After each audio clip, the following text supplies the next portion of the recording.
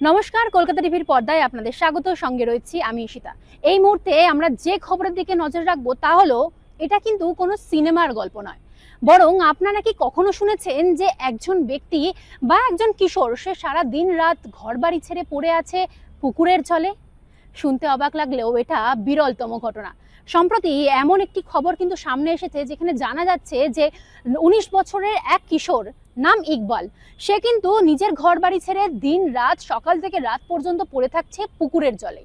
স্থানীয়রা বলছেন সে নাকি সপ্তাহে 4 থেকে 7 দিন টানা পুকুরের জলেই থাকতে পারে।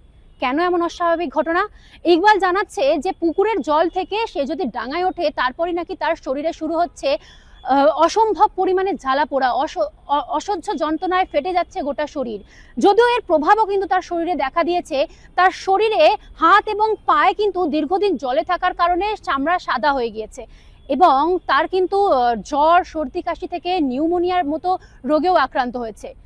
এই পরিস্থিতিতে সে জানাচ্ছে যে জলে থাকলে সে শান্তি পাচ্ছে, তাই জন্য দীর্ঘদিন ধরে দিনের পর দিন 5 বছর ধরে সে জলেই কাটিয়েছে ঘর বাড়ি ছেড়ে। এমনকি জলে খাওয়া দাওয়া থেকে ঘুমটুকুও সে সেরেছে। কিন্তু স্থানীয়দের আরো অভিযোগ তুলছেন, স্থানীয়রা দাবি করছেন যে এই ইকবালের এই জলের থেকে ডাঙায় এই যে ঘটনাটা রয়েছে তার মধ্যে হয়তো কোনো অদৃশ্য শক্তি ইকবালের ওপর ভর করছে। কিন্তু সত্যি কি সেটাই? না, কারণ চিকিৎসকরা কি বলছেন? চিকিৎসকরা বলছেন যে ইকবালের হয়তো মানসিক বা শারীরিক কোনো সমস্যা রয়েছে, আর পুরো ঘটনাটাকে একটা স্থানীয়দের কুসংস্কার বলেই চিকিৎসকরা দাবি করছেন। চিকিৎসা বিজ্ঞানে অ্যাকুয়াজেনিক প্লুরিটাসের মতো একটি বিরল সমস্যা রয়েছে, যেখানে জলের সংস্পর্শের পর ত্বকে কোনো দৃশ্যমান দাগ বা ফুসকুড়ি না থাকলেও তীব্র চুলকানি, জ্বালা পোড়া হতে পারে। যদিও ইকবালের ক্ষেত্রে ঠিক কি সমস্যা রয়েছে তা কিন্তু পরীক্ষা নিরীক্ষা ছাড়া নিশ্চিত করে বলা সম্ভব নয় বলেও জানিয়েছেন চিকিৎসকরা।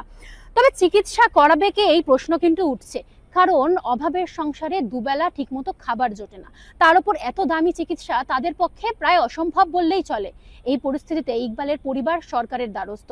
এখন ইকবালের নতুন ঠিকানা কি জলেই দাঁড়াচ্ছে, নাকি আবার স্বাভাবিক ছন্দে ফিরতে চলেছে ইকবালের জীবন, সেদিকেই আমাদের নজর থাকবে। তবে এখন এই পর্যন্তই। দেখতে থাকুন কলকাতা টিভি রাত দিন 7 দিন।